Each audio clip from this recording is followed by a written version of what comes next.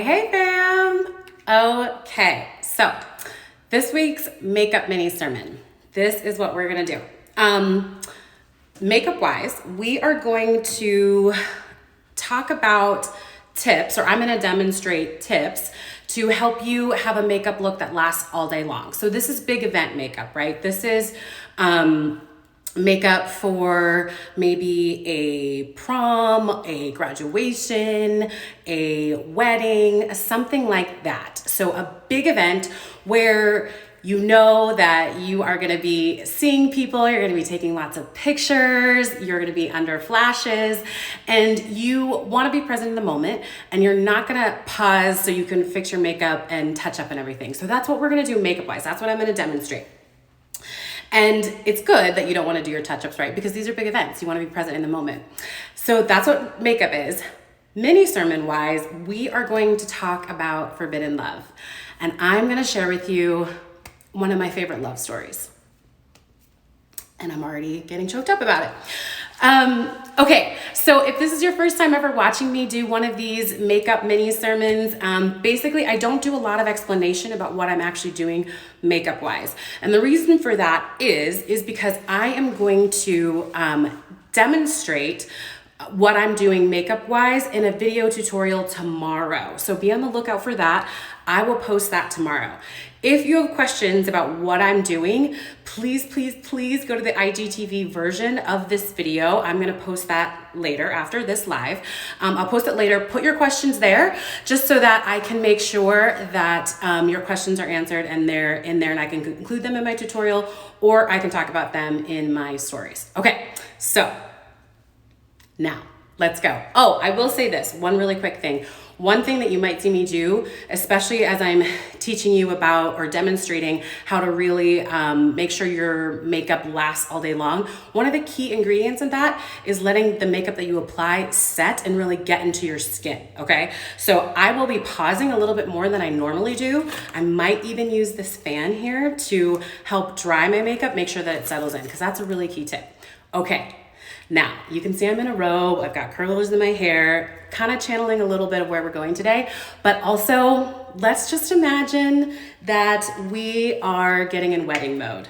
Like we are getting ready to go to a wedding, or maybe we are a bridesmaid in a wedding.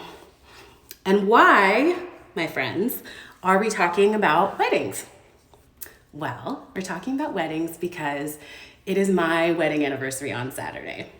Yay! Yay for love. But there is actually a more important anniversary that is happening on Saturday. Saturday is June 12th. And 54 years ago, on June 12th, 1967, the United States Supreme Court ruled that states could no longer deem interracial marriage illegal. Can I get an amen? Drop an amen if you're watching this. So again, 54 years ago, 1967, the US Supreme Court said interracial marriages are saying that they're not legal is unconstitutional. And who was that beautiful couple that pioneered this movement? Who was that beautiful couple that had courage and stood up and said, no, enough of that. This isn't right. The fact that I can't marry someone I love. These pioneers, their names were Richard and Mildred Loving. And so that is who I was impersonating yesterday. I was channeling my 1967 self as Mildred Loving. And I'm really excited to introduce you guys to this amazing couple. So let's go back to the late 1950s, okay? We are in the height of the civil rights movement. We're talking Little Rock, Arkansas. We are talking freedom riders, sit-ins, MLK, all of these things. I actually was just listening to a little MLK speech blurb just a few minutes ago. It's tense. The nation is tense, times are tense. And there was something in place called anti-miscegenation laws. Anti-miscegenation. Miscegenation was the concept that blacks and whites would have any kind of relationship, cohabitation, marriage, sexual relationship, anything. And so there were these anti-miscegenation laws that basically said if you are married or have any kind of relationship, if you are white and you are married or have any kind of relational activity with a non-white person, that is deemed illegal. These laws, of course, were geared towards African Americans, so predominantly Black people, but at the time they were also geared towards Native American people and Asian American people. So it wasn't just specifically for Black people, but these anti-miscegenation laws, they were actually pretty rampant in the country. So before you point the finger at the South and say that that was just a Southern thing, actually many Western and Central states actually had these laws in place, y'all. And they didn't get rid of them. I mean, it took a lot longer to get rid of them than I think would make a lot of us comfortable. Anyway, so imagine that this is the backdrop. And then enter Richard and Mildred Loving. Now, Richard and Mildred are amazing because they were friends. They were friends growing up in Virginia. They were growing up in a little town outside of Richmond, Virginia. And they just grew up knowing each other, and then they kind of became friends, and then their friendship budded into love. And which I think is always some of the best love stories. And then in 1958, Richard got down on his knee and he said, "Mildred, would you marry me?" And she said, "Yes, I will." And she didn't know that her yes actually was going to be a felony at that time. Another reason why you really want to make sure when you're going to a big event that your makeup is set in place is because often at big events you cry, and so you want your makeup to not get ruined. Anyways, so she said yes, not knowing that her yes at that time was a felony. So they went to DC and they got married. The reason they went to DC was because DC, along with a few other states at that time, I think Connecticut, New Jersey, Vermont, they chose to not enact these anti-miscegenation laws, okay? So they went to DC, they got married, and then they went back to Virginia. And then 2 weeks later, they were arrested in their home.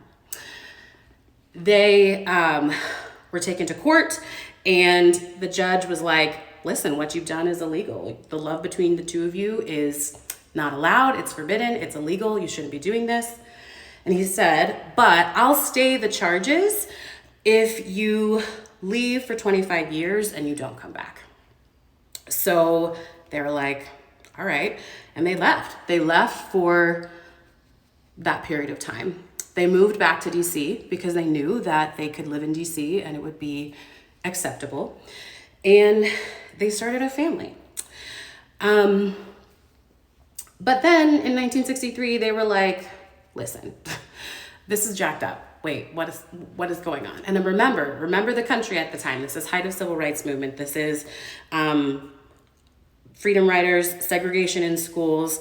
And so they chose to make their own stand. So they wrote a letter to the Attorney General at that time, which was actually Robert F. Kennedy. And they said, "We want this court ruling repealed. We want it overturned." Robert F. Kennedy punted it to the ACLU. But the ACLU took the case on. And they took it back to the Virginia Circuit Court. The Virginia Circuit Court rejected it, right? They rejected their appeal. And the Lovings were like, "Nah." That's what they said. They said, "Nah." They were like, "No, that's not good enough. That's not the answer we're looking for." So they kept going and they took it to the they appealed to the Virginia Supreme Court. And the Virginia Supreme Court also rejected the ruling. And the Lovings were unstoppable. They were like, "No, we don't care. This is not right. This has to change." And they decided to appeal it all the way up to the United States Supreme Court. And there it took many years, lots of wrestling through, for the court to come to a decision. But in 1967, there was a unanimous verdict, 9-0, that anti-miscegenation laws were unconstitutional. It was wrong. It was a violation of their 14th Amendment rights. This happened 9 years after their marriage.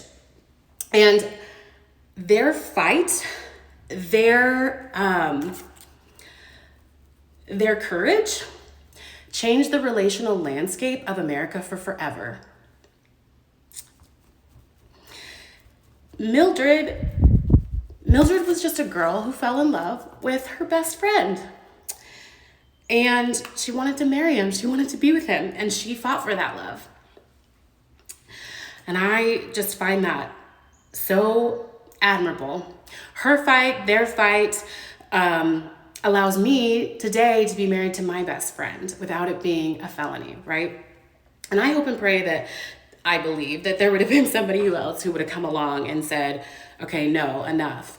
But I'm glad it was them. Sadly, I did not know the story of the Lovings until we were actually looking at wedding dates. So I can remember it very clearly. We were stressing about which day to get married. Glenn and I were going back and forth. Y'all know what it's like when you're first getting married and you're just trying to figure out all the details. So we were stressing about it. And Glenn was like doing all this research, and we were just trying to find the ideal time. So I remember the day so clearly. I remember when he came to me and he said, I think I found our day. I think I have the perfect day for us to get married. And I was like, okay, what day? When should we get married? And he was like, we should get married on Loving Day. And I was like, what's Loving Day? And when I learned what it was, I was all about it, of course. So Loving Day, you guys, is actually a national holiday. I'm not kidding you. This is an actual national holiday. It became a holiday in 2004, and it will be this upcoming Saturday. So on June 12th, that's Loving Day. And it is a memorial to Richard and Mildred Loving. I just love also that their last name is Loving. I think that's so beautiful. And it was fought for by a half Japanese, half Belgian guy named Ken Tanabe. So Ken, wherever you are, thank you so much for fighting for this day and making it a holiday, because I think it's really important. Loving Day is a moment to just pause and remember that we need to treat people with love and respect. It is not our job to discriminate. It is not our job to treat, I don't know why I'm crying, you guys. We need to treat people and couples and families with respect, no matter who they love. And whether it's a love that we see on Schitt's Creek between David and Patrick, or it's the love that Glenn and I have, it is not our job to judge or lead with hate. Even if we don't agree, it is our job to love. It's our job to love. And so I love that that is what Loving Day is all about. It is such a beautiful story, and it is such a beautiful story of people coming together and fighting against all odds to live into their love, their forbidden love. So on Saturday, when you see a friend, or maybe you have a friend who's in an interracial marriage, I don't know if you do or not, but wish them a happy Loving Day. Okay, take a moment out to wish a time out to wish them happy Loving Day. I will say this: in 1967, 3% of couples were in an interracial marriage or situation or any kind of relationship. In 2005, in 2015, it was 17%. Even today, I think the statistics are something like I think 39% of people as of 2018 believe that it's even good to be in an interracial marriage. So I just really want you guys to understand it's still an uphill battle. Glenn and I still go out. It's not a felony for us to love each other, but we still go out and we get people looking at us. We still go out and people are like, are you actually together? Yes, we actually are. In fact, that's a really rude question, and you should try to avoid that at all costs if you don't have to ask that. And so I really just want to encourage you to share the story of Richard and Mildred, right? If you have friends in your life that are in an interracial marriage, wish them a happy Loving Day. And if they don't know the story, tell them the story. Share this video with them. Tell them the story of Mildred and Richard. Don't let their courage die. Don't let their courage die. It's too beautiful. It's too good for us to pass over. It is an amazing story, and you should watch the movie that came out about it as well. They had a forbidden love, and their forbidden love, honestly, it changed the world. So that's everything I have for you. I did not get very far in my makeup at all, but I am going to do a tutorial tomorrow on tips about how to really have a makeup look that lasts through any event. So be on the lookout for that tutorial, and drop questions in the IGG video version of this if you have any questions about what I've done so far. And thanks for hanging with me. And until we talk again, stay royal. Mwah. Bye. And thanks so much for letting me share the story about Loving Day.